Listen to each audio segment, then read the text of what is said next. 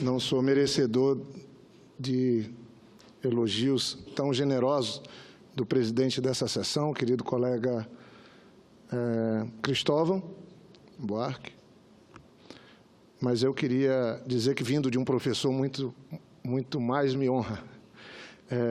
É com satisfação que eu participo dessa sessão, no momento que a vida nacional está muito difícil. No próximo dia 15, nós celebramos o dia do professor e da professora. Eu não sei porque é sempre professor, deveria ser professora, não por nada, eu não gosto desse tipo de disputa, porque nós temos mais professoras do que professores. E não é nenhuma, para mim, quando fala professor, está incluindo as professoras, mas também quando fala professora, está incluindo os professores. Eu me pego sempre me perguntando, eu fui prefeito, fui governador, por que a gente teima ainda de falar que a educação precisa ser prioridade e a gente não torna esse discurso tão coerente, essa proposta tão capaz de unir a todos, realidade? Os países que experimentaram fazer isso, que viviam como países de uma espécie de submundo ou subdesenvolvidos, todos tiveram sucesso. E o nosso país tão bonito, tem um povo tão fantástico, não toma essa atitude. O senador Cristóvão cobra isso quase que diariamente dessa tribuna ou usando o microfone no plenário. Talvez, se todos os colegas senadores e senadoras, a quem eu tenho muito respeito, aqui a senadora Fátima Bezerra, tá, o senador Raup, que acabou de falar, a senadora Fátima é uma lutadora pela educação, dedicada. Ela realmente enfrenta tudo e todos em defesa da educação. Mas talvez se todos os nossos colegas ou tivessem um vínculo com a educação, ou tivessem sido prefeitos e governadores, eu acho que essa proposta, essa proposição tão importante viraria realidade. Porque quem foi gestor público, de fato, e que fez algum trabalho para mudar e melhorar a vida das pessoas, tem que ter levado a educação como fundamental e prioritária. O nosso país precisa disso. Nós precisamos disso. Porque a nossa sociedade está se embrutecendo, está lidando com intolerância, com ódio, com sentimentos perigosos, que estão presentes no ser humano, mas que têm que estar meio que vigiados para que não cresçam. Agora, ele não está mais só nas pessoas, ele está presente na convivência da nossa sociedade. Isso é muito perigoso. Boa coisa não teremos daí. Boas coisas nós temos quando fazemos o bem, até para quem a gente não gosta. Quando fazemos o bem para pessoas que precisam e que não têm. Eu, quando assumi a Prefeitura de Rio Branco, tínhamos vários problemas. Primeiro, só tínhamos 4.000 alunos na rede pública municipal da capital. 4.000 alunos, na capital do Acre. O meu secretário de Educação era o Binho Marques, que trabalhou com 5 ministros no Ministério da Educação e ajudou a fazer esse grande movimento nacional para a construção do Plano Nacional de Educação. Então, Binho Marques passou por 5 ministros. E, na época, eu lembro bem, presidente Cristóvão, professores, professoras aqui presentes, que eu não queria nominar, o meu querido colega Raup, que ontem viemos juntos, já se referiu aqui aos que estão na mesa, e não é nenhum desrespeito, eu só queria que já foram anunciados, e dizer que é uma satisfação tê-los aqui e tê-los no plenário também. Mas nós tínhamos problema de toda a ordem.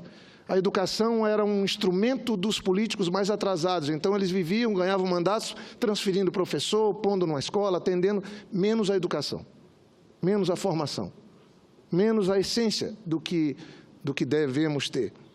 Isso não foi fácil. Tinha uma escola chamada Dom Gioconda, em Rio Branco, que tinha 150 e poucos funcionários ali. Boa parte deles não davam serviço, estava até fora da cidade, do estado, e o número de alunos era terrível. Nós tínhamos uma proporção de um servidor para 4 alunos. E não era que nós chegamos numa excelência, porque se fosse na excelência, eu sei que não é bom ter exclusividade, é bom também que os alunos tenham a sua privacidade. Os estudos que eu leio falam em 12, 14 como mínimo, para que o aluno também possa ter a sua independência até na sala de aula. Então, 4, mas não era, era porque a distorção era tão grande, que o melhor negócio que tinha na cidade de Rio Branco era o prefeito contratar vagas na escola a melhor escola, mais cara da cidade, e pôr os 4.000 alunos lá, se pudesse. Sairia bem mais barato. E aí eu vi nisso um desafio. E, na época, o secretário Binho, que depois foi secretário do Estado, foi governador, me sucedeu, nós falamos, não, nós vamos provar, mostrar que a educação pública também é viável do ponto de vista econômico. Vai ser mais barato manter os alunos na escola pública. E vamos disputar a qualidade também com a escola privada. E assim, trabalhamos 4 anos, fizemos o Plano Decenal de Educação na Prefeitura, Plano Decenal de Educação, e quando nós concluímos, a média de professor por aluno estava em torno de 22, e eu fiz a conta de pura matemática, de que era mais barato ter os 12.000 alunos, que aí nós já tínhamos 12.000 alunos, não 4, estudando na escola pública do que na escola melhor privada que nós tínhamos na cidade. Eu acho que nós que temos compromisso com a educação devemos disputar em todos os espaços, inclusive do ponto de vista econômico.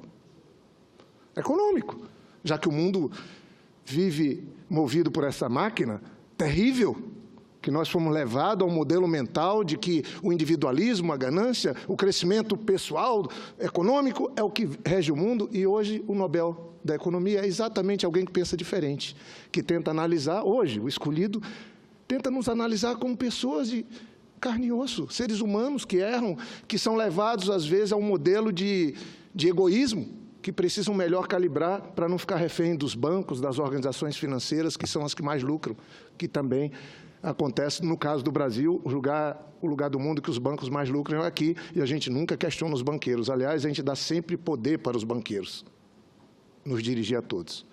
Então, voltando aqui para a área da educação, eu queria dar um exemplo. Quando eu estava assumindo a prefeitura, senadora Fátima, querido professor e presidente da associação, senador Cristóvão, os alunos do primeiro ano nosso, a primeira série do ensino infantil, tinham que repetir de ano. Mas como é que repete de ano uma criança no primeiro ano infantil? Que eu fiz, que todos nós fizemos. Vocês já pararam para pensar nisso? Como é que faz para um aluno? E aí o Binho entrou na minha sala, o secretário falou, Jorge, nós temos um problema. Os meninos e as meninas têm que repetir o primeiro ano infantil. Eu falei, mas por que, Binho? Pai, não sei. Mas nós vamos fazer uma pesquisa para saber o que está acontecendo. Por que essas crianças têm que repetir? E nós fomos fazer uma pesquisa. Nós fomos atrás de saber quem são os pais dessas crianças, onde elas moram, como elas vivem. E sabe qual foi a resposta, senador? A primeira vez que elas tinham contato com papel, com algo para escrever, era naquele primeiro ano de escola. Eu tenho uma neta de 3 anos. Desde o primeiro mês de vida, quando pode, já está com papelzinho, já está com... Quanto tempo demora para a gente se familiarizar com algo para pôr na mão? Hoje em dia é só tablet e tal passando, mas como é que era isso? E o papel?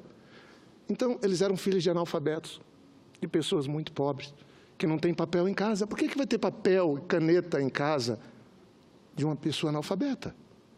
Nessa época, o analfabetismo do Acre beirava os 40%. E aí, quando nós encontramos quem eram os nossos alunos, quem era a família dele, porque temos que ver o que está por trás, ou o que está na base da família, aí nós fizemos um programa e as coisas começaram a mudar. O Acre era o último lugar em educação no Brasil. Disputava os últimos lugares. Hoje, graças a Deus, está numa posição de destaque e já ganhamos até prêmios por termos avançado muito, apesar de termos muitos problemas. Eu, quando assumi o governo, já mais à frente, tinham 2.000 professores leigos no Acre. Um estado com 700 mil habitantes, 2.000 professores leigos. Eles ganhavam menos de um salário mínimo, todos os professores do Acre, quando eu assumi. Tinham complementação salarial para o salário mínimo, que era de R$120 naquela época. Complementação salarial. Nós implantamos um piso Nós criamos um plano de cargos e salário, nós estabelecemos um currículo, mudamos a lógica de direção de escola, porque tinha eleição direta, para ficar bem claro. Falamos, não, eleição direta pode ter troca de picolé, pô. Até o ministro da Justiça outro dia falou que não dá dinheiro para o picolé na eleição, esse dinheiro que estão aprovando, essa fortuna.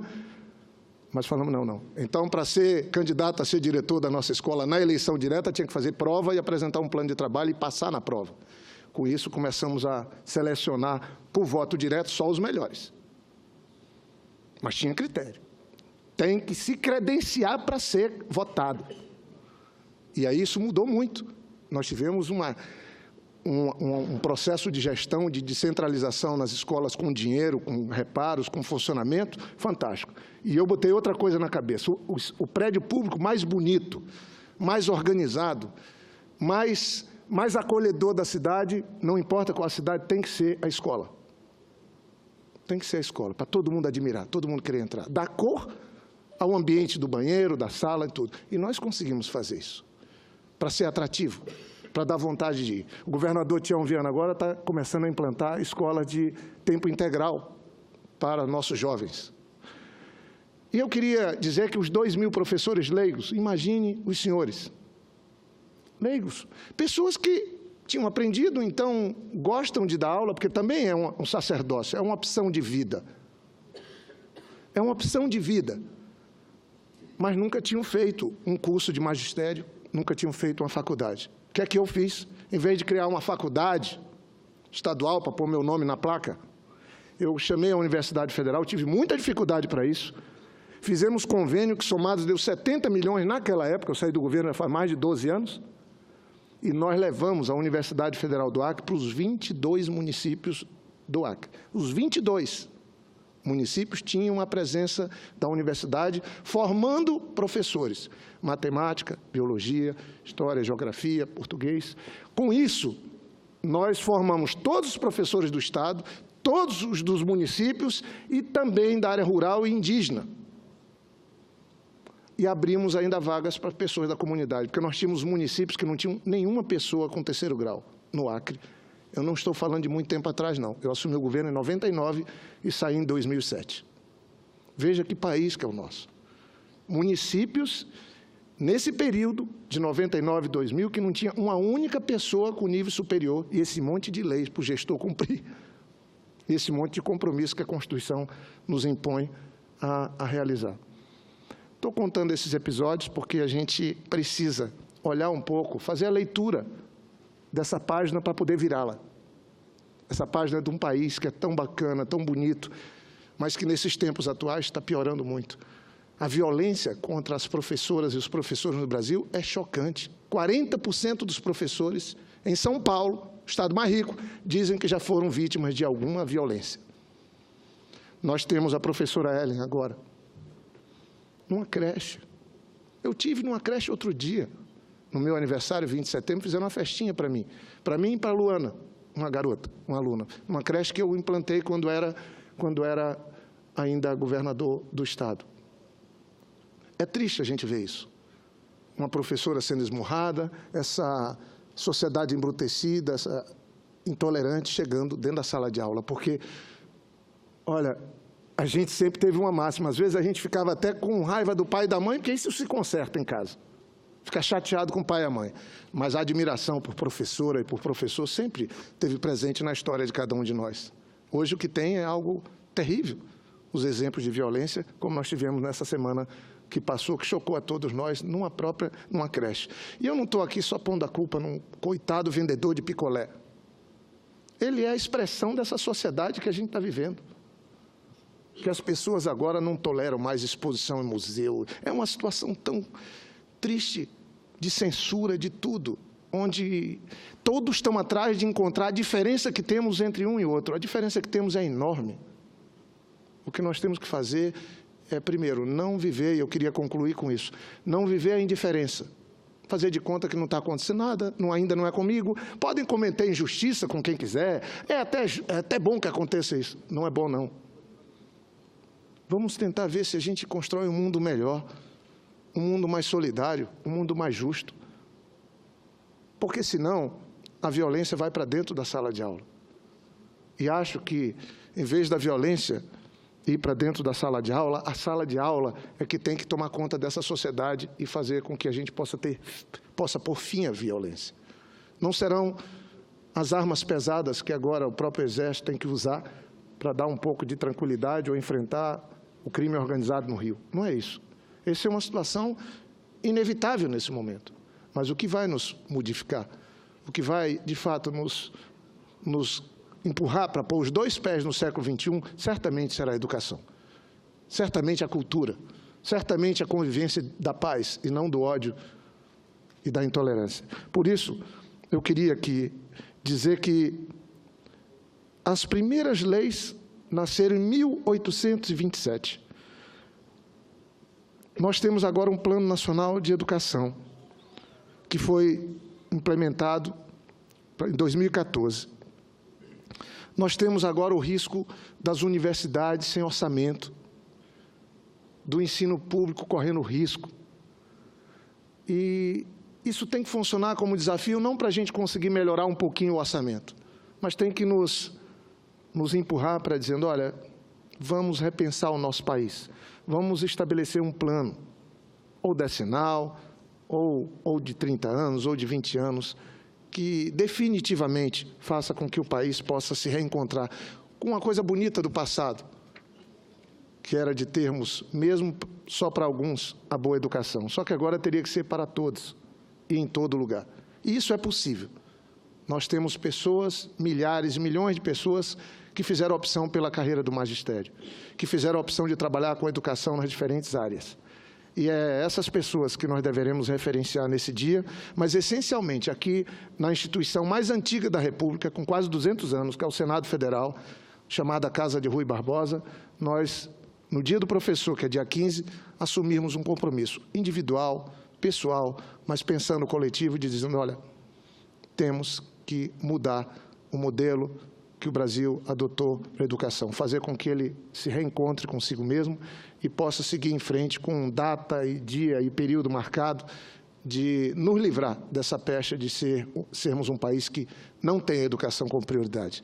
Por isso, do fundo do coração, queria agradecer às professoras, aos professores, cumprimentar a todos, especialmente os do meu estado, com todo o respeito aos demais, que são heróis, trabalhando nos mais distantes lugares, nos ajudando a fazer com que a educação do Acre deixasse de ser uma referência negativa e passasse a ser uma referência positiva para o nosso Brasil. Muito obrigado, senador Cristóvão, e a todos que estão presentes.